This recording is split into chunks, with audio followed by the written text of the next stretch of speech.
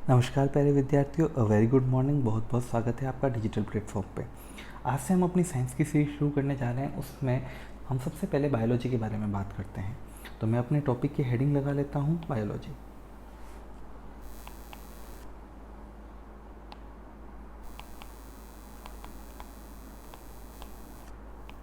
देखिए, आज से अपन बायोलॉजी शुरू करने जा रहे हैं। तो बायोलॉजी के बारे में अपन को बेसिक बेसिक बातें पता होनी चाहिए कि बायोलॉजी वर्ड क्या है, बायोलॉजी वर्ड का ओरिजिन कहाँ से हुआ। क्योंकि क्या होता है कि आप बाहर बाहर का नॉलेज बहुत ले लेते हैं, लेकिन डीप नॉलेज, जो कंसेप्चुअल नॉलेज है, जिससे आपकी नींव अच्छी हो जाएगी, जिसके बाद में आपको बार बार कहीं कोचिंग जाने की, कहीं से पढ़ने की ज़रूरत नहीं महसूस होगी, उस प्रकार का अध्ययन करना चाहते हैं हम, उस प्रकार की स्टडी करना चाहते हैं। तो उसके लिए आज से अपन जो क्लासेस की सीरीज लगा रहे हैं, उसके अंदर अपन एक एक पॉइंट के बारे में डिटेल स्टडी करेंगे। अपना टारगेट यही रहेगा कि 50 दिन, 55 दिन, 60 दिन लगे, लेकिन जो अपना टॉपिक है वो बहुत अच्छे से क्लियर हो जाए, ताकि आपको कहीं और जाके बार बार अलग अलग कोचिंग के नाम पे आपको अलग अलग चार्जेस ना देना पड़े। ठीक है, बायोलॉजी शब्द के बारे में शुरू करते हैं ऐसे। बायोलॉजी शब्द दो शब्दों से मिलकर बना हुआ है, बायोस और लोगोस। बायोस और लोगोस, कोई भी शब्द देखते हैं तो अपन ने ज़्यादातर देख रखा है कि वो दो शब्दों से मिलकर बना हुआ होता है। तो यहाँ बायोलॉजी शब्द दो शब्दों से मिलकर बना हुआ है, बायोस और लोगोस। ये दोनों शब्द ग्रीक भाषा के हैं, ग्रीक भाषा के शब्द हैं, ग्रीक लैंग्वेज के वर्ड है। बायोस का मतलब होता है जीवन, इंग्लिश में कहूँ तो लाइफ। और लोगोस का मतलब होता है टू स्टडी, मतलब अध्ययन, अध्ययन। ठीक है, तो नाम से स्पष्ट हो रहा है, विज्ञान की वह शाखा जिसमें जीवन का अध्ययन किया जाता है उसे क्या कहा जाता है? बायोलॉजी कहा जाता है। विज्ञान की वह शाखा जिसमें जीवन का अध्ययन किया जाता है, विज्ञान की वह शाखा है जिसमें किसका अध्ययन किया जाता है? जीवन का अध्ययन किया जाता है। मैं 3 बार रिपीट कर रहा हूँ ताकि आपको क्लियर रहे कि विज्ञान की वह शाखा है जिसके अंदर किसका अध्ययन किया जाता है? जीवन का अध्ययन किया जाता है। स्टडी ऑफ लाइफ की जाती है, जीवन का अध्ययन किया जाता है, उसे क्या कहा गया? बायोलॉजी कहा गया। लोगोस का जहाँ भी मतलब वर्ड आता है, आपको समझना है वो टू स्टडी से रिलेट करने से रिलेट है, मतलब अध्ययन से संबंधित है। बायोलॉजी शब्द 1802 में दो वैज्ञानिकों के द्वारा दिया गया था। पहले वैज्ञानिक का नाम है लेमार्क और दूसरे वैज्ञानिक का नाम है ट्रेविरेनस। लेमार्क और ट्रेविरेनस, लेमार्क और ट्रेविरेनस। ठीक है, तो यहाँ अपन को पता चला कि बायोलॉजी शब्द का मतलब क्या है और बायोलॉजी शब्द किसने दिया था। एकदम अच्छे से क्लियर है। अब आगे चलते हैं। बायोलॉजी शब्द आपको समझ में आ गया, विज्ञान की वह शाखा है जिसमें जीवन का अध्ययन किया जाता है। बायोलॉजी को फर्दर डिवाइड किया गया 2 भागों में, मतलब मुख्य शाखा है ये उसकी, जो 2 भागों में डिवाइड किया गया। पहली मुख्य शाखा का नाम है बॉटनी और दूसरी मुख्य शाखा का नाम है जूलॉजी। बॉटनी को मैं थोड़ा हरा हरा कर देता हूँ, जूलॉजी को मैं थोड़ा लाल लाल कर देता हूँ। क्यों हरा करने के पीछे रीज़न है, क्योंकि इसमें पादपों का अध्ययन किया जाता है।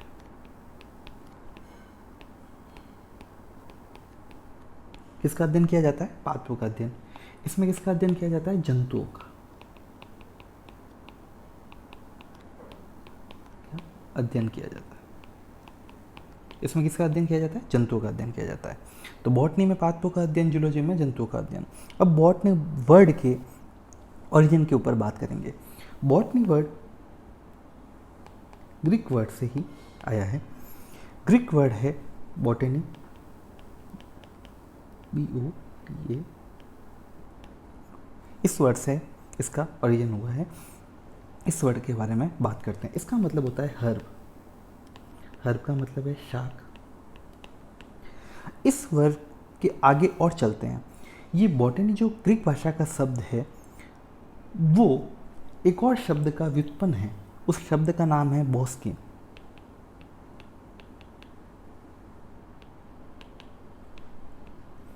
ये बॉटनी जो शब्द है ये बॉस्किन का क्या है, व्युत्पन्न है, और बॉस्किन का मतलब होता है टू ग्रेज, मतलब चढ़ना। क्या है? टू ग्रेज मतलब चढ़ना। यहाँ तक एकदम क्लियर है? आपको पता चल गया बॉटनी का ओरिजिन कहाँ से हुआ, बॉटनी का मतलब क्या होता है, पादपों का अध्ययन किया जाता है। अब थोड़ी सी जूलॉजी के बारे में बात करते हैं। जूलॉजी जून प्लस लोगोस। जून का मतलब हुआ एनिमल, लोगोस का मतलब हुआ स्टडी। तो विज्ञान की वह शाखा जिसके अंदर जंतुओं का अध्ययन किया जाता है उसे क्या कहा जाता है, जूलॉजी कहा जाता है। विज्ञान की वह शाखा जिसके अंदर जंतुओं का अध्ययन किया जाता है, उसमें एक जंतु अपन भी शामिल है, ठीक है ना। तो विज्ञान की वह शाखा जिसमें जंतुओं का अध्ययन किया जाता है उसे जूलॉजी कहा जाता है। बॉटनी के बारे में क्लियर। अब आपसे कोई पूछे, यहाँ जगह कम है फिर भी मैं नोट कर रहा हूँ, आप अलग कलर से नोट कर लेता हूँ ताकि आपको दिख जाए। फादर ऑफ बॉटनी कौन है? तो आपको बताना है, यहाँ थोड़ा सा रब नहीं करता हूँ, इसी के ऊपर लिख देता हूँ। फादर ऑफ बॉटनी है थियोफ्रास्टस। थियोफ्रास्टस,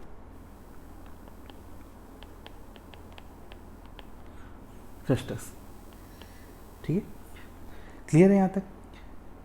कोई इनका जीवन काल नहीं पूछेगा, वैसे लिख देता हूँ, ठीक है। इनको कहा जाता है फादर ऑफ बॉटनी। इन्होंने सर्वप्रथम क्या किया, 480 पादपों की सूची तैयार की और 2 पुस्तकें भी लिखी। 480 पादपों की सूची तैयार की,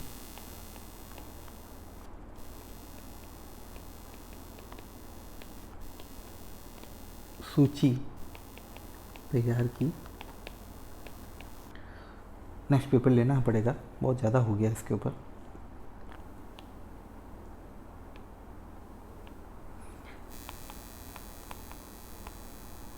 तो इन्होंने 480 पादपों की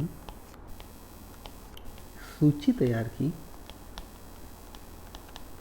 आइडेंटिफाई करके, और 2 पुस्तकें भी लिखी, 2 बुक्स लिखी।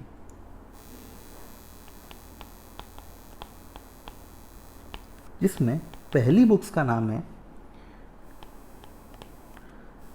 Inquiry into plants. पहली पुस्तक का क्या नाम है, इंक्वायरी इनटू प्लांट्स, और दूसरी पुस्तक का नाम है the causes of plant. Inquiry into plant और द कॉजेज ऑफ प्लांट। तो 480 पादपों की सूची तैयार की सर्वप्रथम थियोफ्रास्टस ने, आइडेंटिफाई करके, और 2 किताबें लिखी, इंक्वायरी इनटू प्लांट और द कॉजेज ऑफ प्लांट, ठीक है। तो यहाँ अपन को पता चल गया ये अपन ने किसके बारे में बात की। कोई वापस याद दिलाना चाहेगा तो याद दिलाएं। यहाँ अपन ने ये बात की थियोफ्रास्टस के बारे में, जो क्या है, फादर ऑफ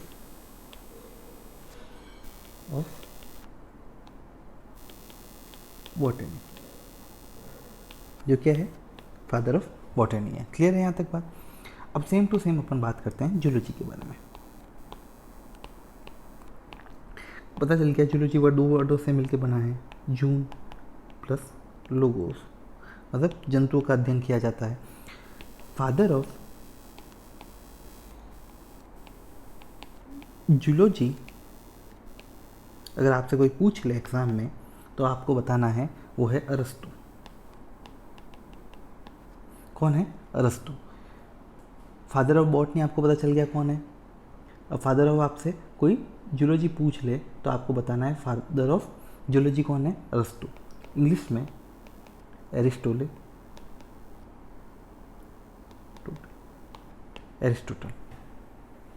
क्या कहा जाता है इंग्लिश में, एरिस्टोटल, ठीक है। हिंदी में अरस्तु, इंग्लिश में एरिस्टोटल, प्रोनाउंसिएशन का फर्क है। यहाँ तक एकदम क्लियर?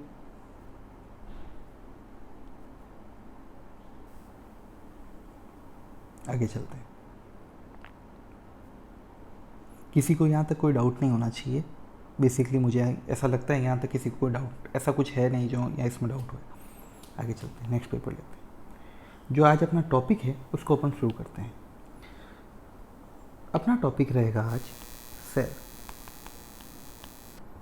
हिंदी में कहूँ तो कोशिका, हिंदी में कहते हैं तो कोशिका। कोशिका आप बचपन से पढ़ते हुए आ रहे हैं, 5th क्लास से पढ़ना शुरू कर दिया आपने। कोशिका के बारे में आप छोटी छोटी जानकारी शुरू से लेते हुए आ रहे हैं। जनरल एग्जाम्पल से समझाऊंगा। 2-3 बातें तो अब उनको पता होनी चाहिए, जो कोई नहीं बताएगा, मैं बता रहा हूँ आपको। कोशिका का इंडिपेंडेंट एग्जिस्टेंस है, ये नया टर्म दे रहा हूँ आज मैं आपको।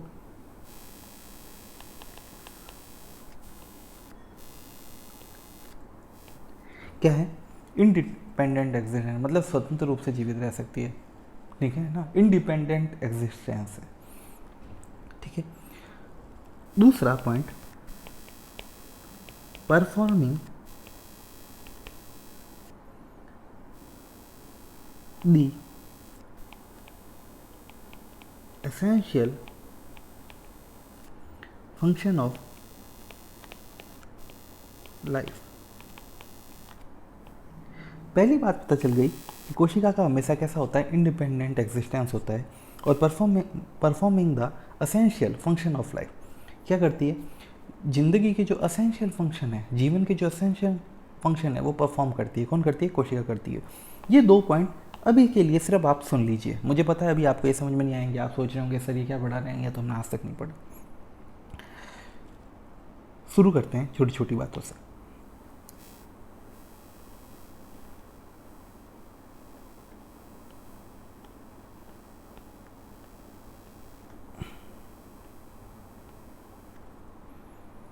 इसको आप समझ लीजिए, एक ईंट है। क्या है ये?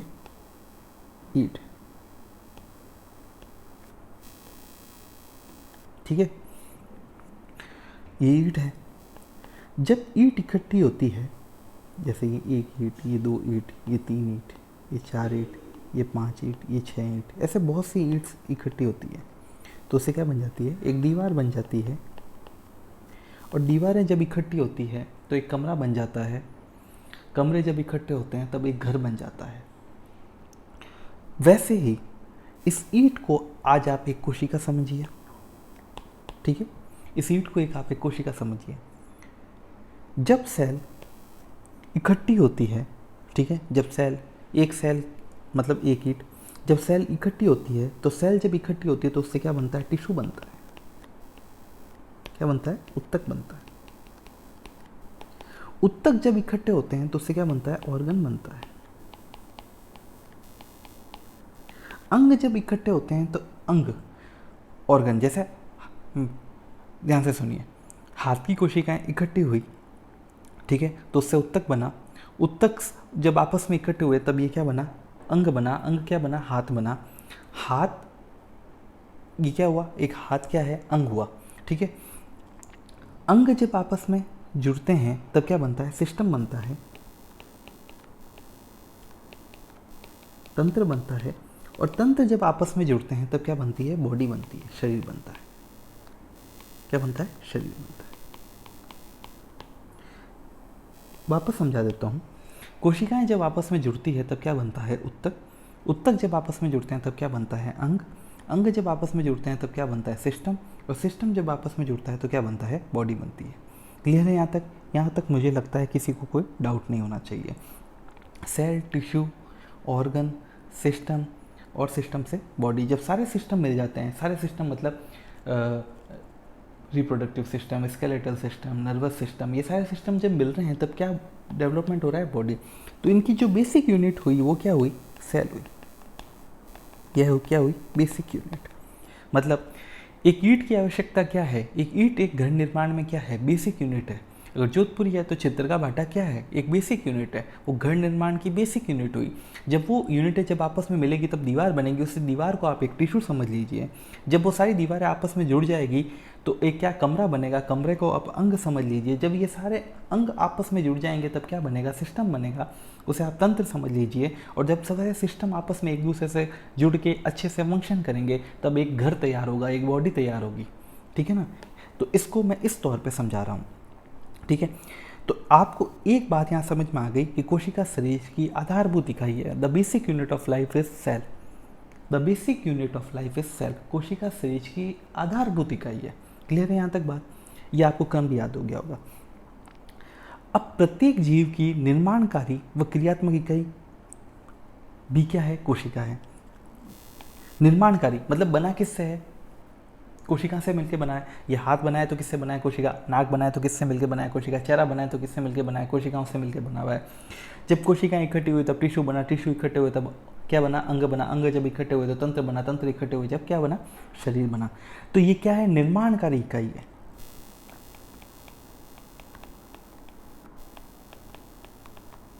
यूनिट है, निर्माणकारी इकाई है कोशिका। ठीक है। और दूसरी बात क्रियात्मक इकाई है।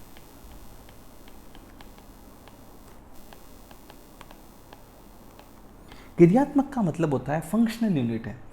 जो मैंने यहाँ लिखा, performing the essential function of life. जीवन के जो मूलभूत आधारभूत सभी फंक्शन हैं वो किसके द्वारा होते हैं? कोशिका के द्वारा होते हैं। क्या कोशिका होती तो आज अपन सामान हाथ से उठा पाते? क्या नहीं उठा पाते ना, क्योंकि ये अंग का निर्माण की बेसिक यूनिट क्या है? हाथ के निर्माण की बेसिक यूनिट क्या हुई? कोशिका हुई। क्लियर है यहाँ तक बात? तो ये क्या है? क्रियात्मक इकाई भी है। ठीक है ना। तो प्रत्येक जीवधारी के शरीर की निर्माणकारी एवं क्रियात्मक इकाई को विज्ञान की भाषा में कोशिका कहा जाता है। एक सिंपल लाइन है। ठीक है। अब कोशिका के बारे में, डिस्कवरी के बारे में बात करते हैं। तो कोशिका की खोज रॉबर्ट हुक द्वारा की गई थी।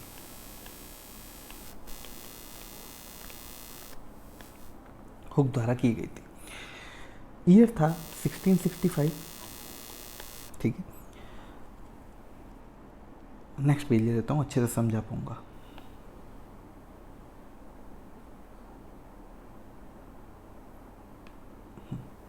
देखिए समझा देता हूँ ताकि आगे कुछ और बता पाऊंगा। ये बेसिकली प्लांट सेल है। यहाँ इसको थोड़ा सा अलग कर देता हूँ, इसमें आप समझिए। मैंने यहाँ क्या बताया,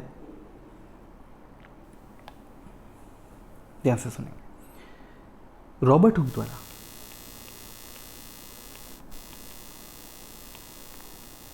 ने क्या की? कोशिका की खोज की।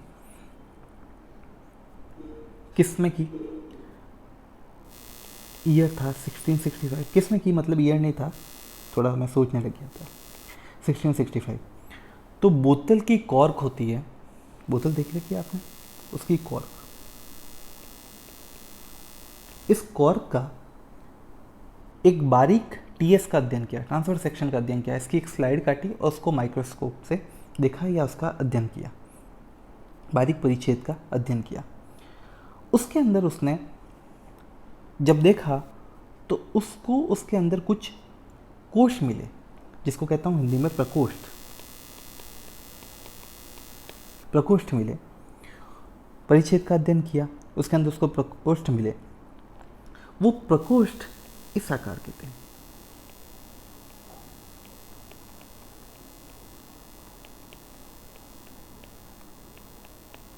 ये क्या है? कुछ कोश है।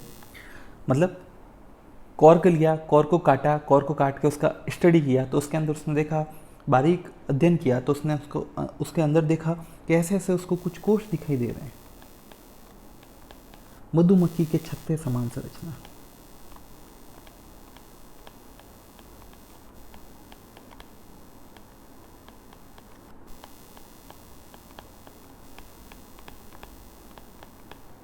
मधुमक्खी के छत्ते समान संरचना। लेकिन ये जो कोशिका थी वो कैसी थी? मृत कोशिका थी। कैसी कोशिका थी? डेड सेल थी। कैसी कोशिका थी? मृत कोशिका थी, डेड सेल थी। इसमें इन्होंने प्रकोष्ठ को देखा, ये कोश को देखा। इन्होंने इन कोष्ठ को नाम दिया जो कि बहुत इंपॉर्टेंट है, सेल्यूली। क्या नाम दिया? सेल्यूली। क्या नाम दिया? सेल्यूली। डबल पेन का यूज़ नहीं कर रहा हूँ क्योंकि यहाँ आ जाएगा फिर क्लियरली नहीं दिखेगा। सेल्यूली। क्या नाम दिया? सेल्यूली नाम दिया। बाद में इन्हें ही क्या कहा गया? सेल कहा गया। यही आगे चल के क्या कहा गया? सेल कहा गया। तो अगर आपसे पूछें कि सर्वप्रथम कोशिका की खोज किसने की थी? रॉबर्ट हुक ने। कॉन्ट्राडिक्शन अगर एग्जाम में आ जाए कि सर्वप्रथम जीवित कोशिका की खोज किसने की थी, तब अगर आपने रॉबर्ट हुक लगा दिया तो आपका वो सवाल हो गया गलत, क्योंकि इन्होंने सर्वप्रथम कौन सी कोशिका को देखा था, मृत कोशिका को देखा था। कौन सी कोशिका को देखा था, मृत कोशिका को देखा था रॉबर्ट हुक ने। ठीक है, अगर जीवित कोशिका की बात करें तो जीवित कोशिका को सर्वप्रथम देखने का श्रेय, यहाँ मैं पेन चेंज करूंगा ताकि आपको क्लियरली पता रहे। जीवित कोशिका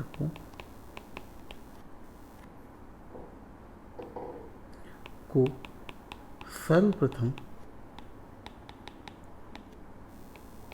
देखने का श्रेय किसको जाता है, ल्यूवेनहॉक को।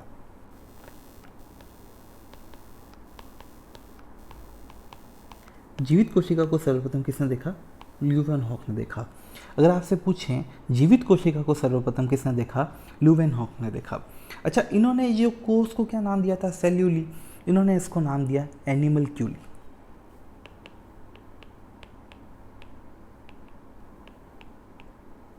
क्या नाम दिया, एनिमलक्यूली।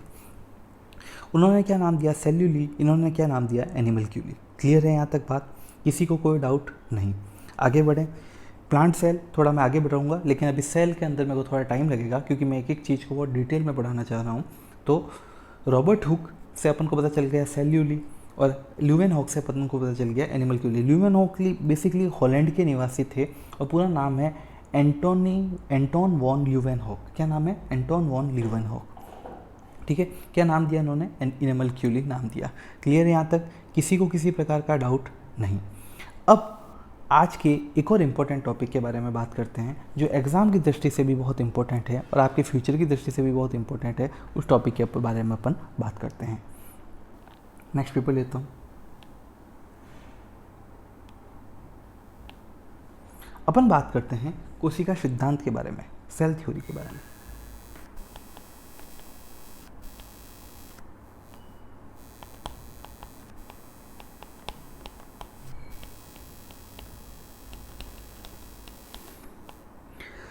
कोशिका सिद्धांत के बारे में अपन बात करेंगे तो दो वैज्ञानिकों का नाम हमको विशेष रूप से याद रखना है।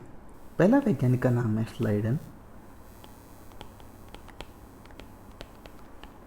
और दूसरे वैज्ञानिक का नाम है श्वान।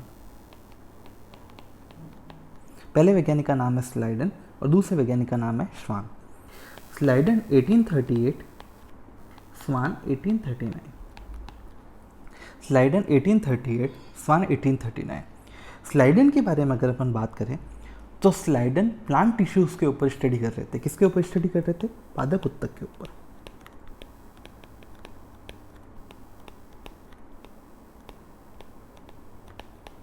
और श्वान अलग से जंतु उत्तक के ऊपर अध्ययन कर रहे थे।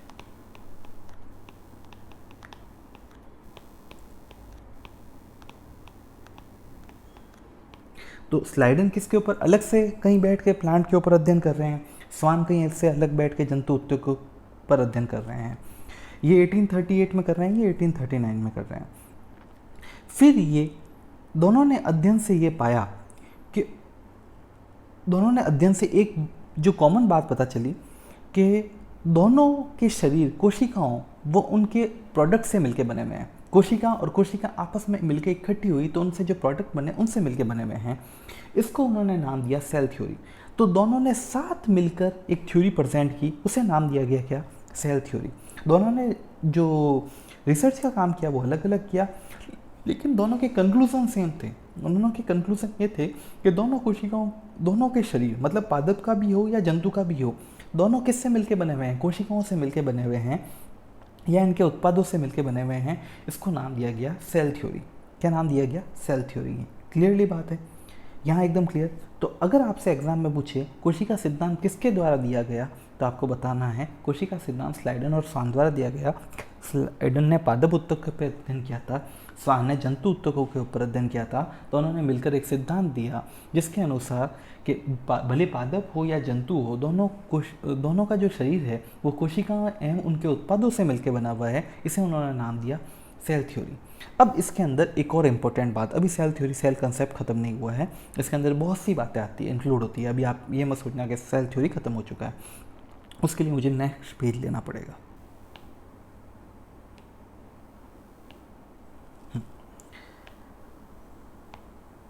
अब एक और साइंटिस्ट का नाम मैं ऐड करता हूँ, रुडोल्फ विर्चॉफ।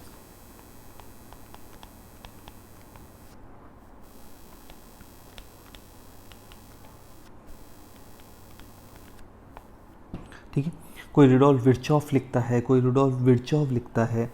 अगर क्लियरली अपन को पता करना है तो अपन इंग्लिश टर्म ही यूज़ करेंगे, विर्चॉफ। ठीक है, इन्होंने एक चीज़ बताई थी कि हमेशा नवीन कोशिकाओं की या नई कोशिकाओं का निर्माण हमेशा पूर्ववर्ती कोशिकाओं से होता है। इनकी बात को अपन बहुत ध्यान से सुनेंगे। नवीन कोशिकाओं का निर्माण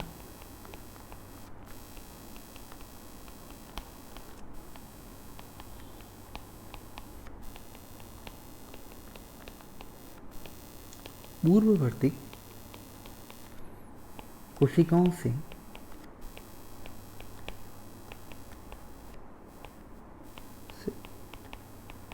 होता है। मतलब जो नई कोशिका बन रही है उसका निर्माण हमेशा किससे होगा? पूर्ववर्ती कोशिका से होगा, प्री एग्जिस्टिंग सेल से होगा। मतलब न्यू सेल का फॉर्मेशन हमेशा किससे होगा? प्री एग्जिस्टिंग सेल से होगा। जैसा कि मैं आपको यहाँ समझाता हूँ, ये एक कोशिका थी, इसके अंदर डिवीज़न हुआ, कितनी कोशिकाएं बनी? 2 कोशिकाएं बनी। ठीक है, एक कोशिका से 2 कोशिकाओं का निर्माण हुआ, तो ये 2 क्या हुई? नई कोशिकाएं हो गई। ठीक है, अब ये जब 2 कोशिकाएं बनी तो ये आपस में ये क्या होगी? अलग अलग हो जाएगी। ठीक है, अब इससे वापस कितनी कोशिकाओं का निर्माण होगा? 2 कोशिकाओं का निर्माण होगा। इससे वापस कितनी कोशिकाओं का निर्माण होगा? 2 कोशिकाओं का निर्माण होगा। इससे वापस कितनी कोशिकाओं का निर्माण होगा? 2 कोशिकाओं का निर्माण होगा। ध्यान से सुनिएगा, एक कोशिका थी, उसके अंदर विभाजन हुआ, इससे कितनी कोशिका बनी? 2 कोशिका बनी। तो ये जो 2 नई कोशिका बनी वो हमेशा किससे बनी? पूर्ववर्ती कोशिका से बनी। मतलब ये पहले की कोशिका थी, पहले की कोशिका में विभाजन हुआ तो क्या बनी? 2 नई कोशिकाएं बनी। ठीक है, तो बात कहने का मतलब समझा कि ये जो नई कोशिका बन रही है वो किससे बन रही है? कि जब पूर्ववर्ती कोशिकाओं में विभाजन हो रहा है तो उस विभाजन से वो 2 भागों में नई कोशिका बन रही है। क्लियरली समझ में आया? इसके अंदर विभाजन हुआ तब ये कितनी बनी? 2 नई कोशिकाएं बनी। तो ये कौन सी सेल है? प्री एग्जिस्टिंग सेल से। इससे कौन सी बनी? 2 न्यू सेल। अब ये जो 2 न्यू सेल बनी, इसके अंदर भी क्या होगा? फर्दर डिवीज़न होगा। ये डिवीज़न हुआ, ये डिवीज़न हुआ तो ये 2 कोशिकाएं बन गई। अब इन 2 कोशिकाओं से वापस सेल बनेगी तो उनके लिए ये क्या हुई? ये पुरानी कोशिका हुई, और वो वापस बनी जो क्या हुई? नई कोशिका हुई। उससे वापस डिवीज़न होगा तो वो क्या हुई? पुरानी कोशिका हुई। उससे आगे बनी जो नई कोशिका हुई। ज़्यादा कॉम्प्लिकेट नहीं करता हूँ, सिर्फ इसी से समझाने की कोशिश करता हूँ कि ये एक सेल है, ये पूर्ववर्ती कोशिका है, पूर्ववर्ती कोशिका में विभाजन हुआ तो क्या बनी? नई कोशिकाएं बनी। क्लियरली बात समझ में आई? तो नई कोशिकाओं का निर्माण हमेशा किससे होता है? प्री एक्सिस्टिंग सेल से होता है। क्लियर बात है? इन्होंने इस टर्म को नाम दिया ओमनिस सेल्यूला ई सेल्यूला। यहाँ लिख देता हूँ ये टर्म, ये बहुत इंपॉर्टेंट है। ओमनिस सेल्यूला ई सेल्यूला।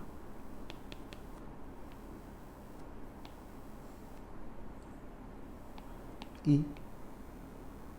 सेल्यूला, ओमनिस सेल्यूला ई सेल्यूला। क्लियर है यहाँ तक?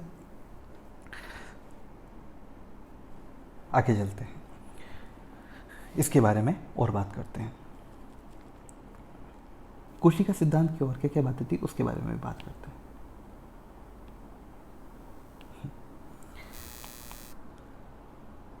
सभी जीव कोशिकाओं एवं उनके उत्पादों से मिलकर बने हुए होते हैं।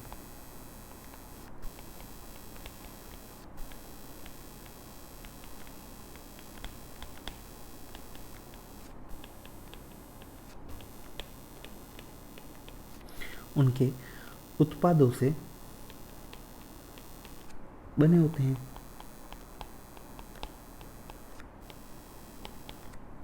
ठीक है, सभी जीव किससे बने होते हैं? कोशिकाओं वो उनके उत्पादों से बने होते हैं। नई कोशिकाओं का निर्माण किससे होता है? पूर्ववर्ती कोशिकाओं से होता है। कोशिका शरीर की क्रियात्मक एवं रचनात्मक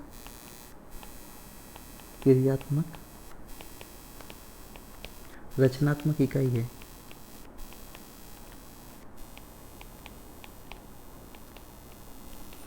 क्या है? क्रियात्मक एवं रचनात्मक इकाई है।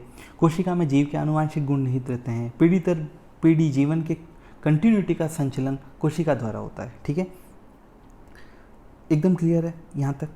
अब आपसे एग्जाम में एक और चीज़ बहुत इंपॉर्टेंट रूप से पूछी जाएगी कि क्या कोई कोशिका सिद्धांत का अपवाद है क्या?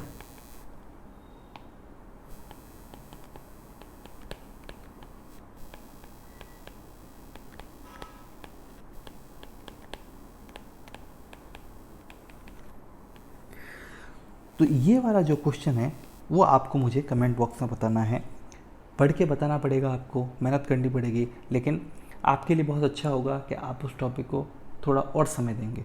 तो आज मेरी क्लास यहीं ख़त्म होती है, इसके बारे में अगली क्लास कल होगी। इसके आगे के बारे में बताऊंगा, प्लांट सेल के बारे में बताऊंगा, एनिमल सेल के बारे में बताऊंगा, यूकैरियोटिक कोशिका के बारे में बताऊंगा, प्रोकैरियोटिक कोशिका के बारे में बताऊंगा, पढ़ाऊंगा एकदम डिटेल में, ताकि ये जो बार बार कोचिंगों के चक्कर होते हैं वो ख़त्म हो जाए। एक बार पढ़ें, बहुत पुख्ता पढ़ें और बहुत अच्छा पढ़ें, ताकि रोज़ रोज़ की समस्या ख़त्म हो जाए। 11th क्लास के विद्यार्थी बहुत डिटेल में पढ़ें, क्योंकि आगे चल के उनको भी नीट फाइट करना है, और जो कॉम्पिटिटिव एग्ज़ाम की तैयारी करने वाले हैं वो भी इसको बहुत डिटेल में पढ़ें। वो सरफेस का ना पढ़ें, सरफेस का पढ़ोगे तो RSM SSB वगैरह का पेपर आजकल बहुत डीप आता है, साइंस के क्वेश्चन बहुत डीप आते हैं, आपके सवाल बिल्कुल सही नहीं हो पाएंगे। और फिर 5 बार पढ़ने से क्या मतलब, एक बार पढ़ें, बहुत अच्छा पढ़ें। ठीक है, बहुत बहुत धन्यवाद, अगली क्लास में मिलते हैं जल्दी।